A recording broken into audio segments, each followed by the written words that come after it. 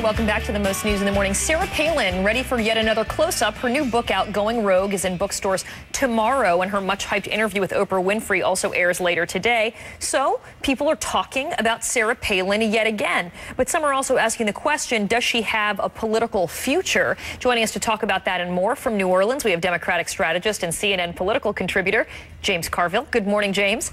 And from Washington. Good morning. Good morning. We have with us Leslie Sanchez, Republican strategist and author of You've Come a Long Way, Maybe. And Leslie, I want to start with you because here's the New York Times review right now. Palin's book, they call it part cagey spin job, part earnest autobiography, and part payback hit job. They talk about, you know, a lot of the things that she said about the McCain campaign, laying the blame at the feet of some in the McCain campaign, like Steve Schmidt and Nicole Wallace, for some of her famous flubs, like the interview with Katie Couric. Is that where you want to go with her autobiography? I think the first point is that the New York Times even took the time to review it. I think that's an important starting point. They had to. It was so talked about. Well, sure, no doubt. But don't forget, she wasn't the first one to talk about that. Immediately after the loss on the Republican side, there was no doubt there was a lot of spin and a lot of attacks lauded at Sarah Palin. I think she's done a very fair job of explaining what her perspective is. That's what's unique about the book. She's talking about her experience, not only with the interviews, her preparation, the issues of the wardrobe. She's giving an insider view. Yes, there's political spin to it, but overall, it's a very unique perspective from that candidate.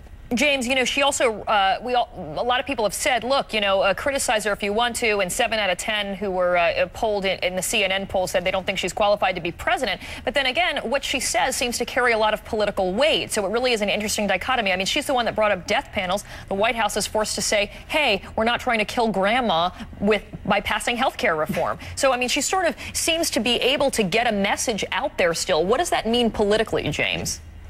Well, I mean, if she gets a message out and she's got some popularity, all the problem stems from a simple fact. She was supremely and uniquely unqualified and unprepared for the high office of which she was running. That's Vice President of the United States.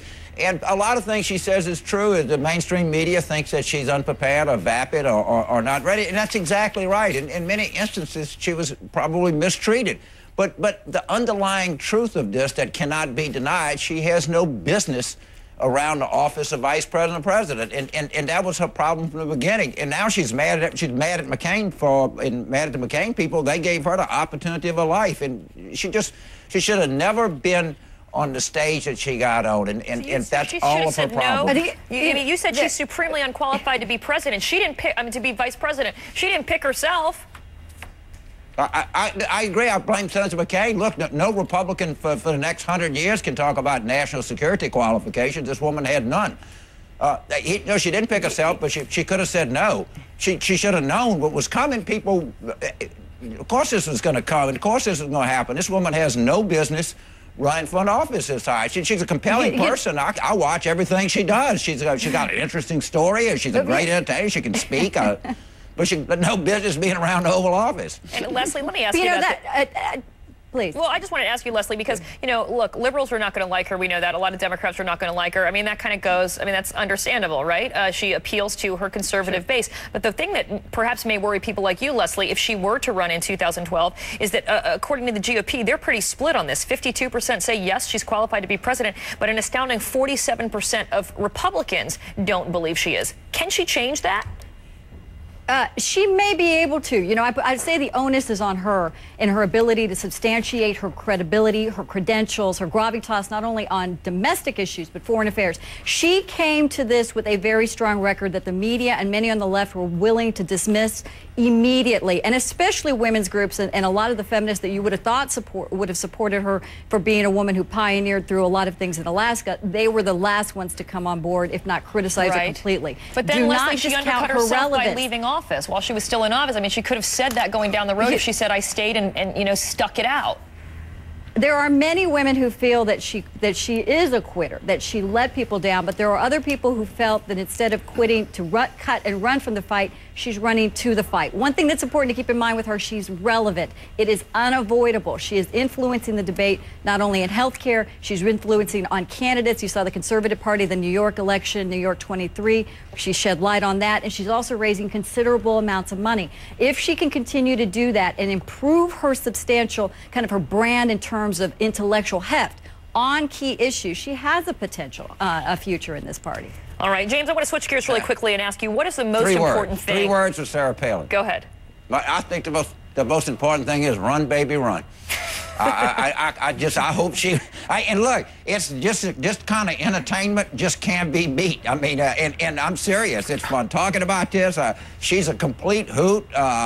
She's got a charming. She's got an interesting story. Did you say and hoot? She Did you say hoot? Yeah, all right. A hoot, fun. You know, just yeah, an expression that guy's a hoot. You know, I hear you. I don't know. Maybe that's a Louisiana thing, but no, I wanted to double check. So but Leslie, let me ask you this: is that slightly worrisome when a Democratic strategist like James Carville says, "I hope so and so runs against us"? We'll take the support. You know, it's too far out to tell what's going to happen. A lot of people, say watching these candidates is like watching, somebody cross an icy road. You really never know which way they're going to go. To be fair, that's kind of what this is about. A lot of people thought that about Hillary Clinton. A lot of people thought that about Bill Clinton. You never know kind of the gravitas, but again, she's relevant to this debate. The onus is on her. All right, we'll have to see how it goes. As you said, it's a long way off, but her book tour is taking her to Iowa, so who knows? It may be an omen. James Carville and Leslie Sanchez, thanks to both of you. Thanks.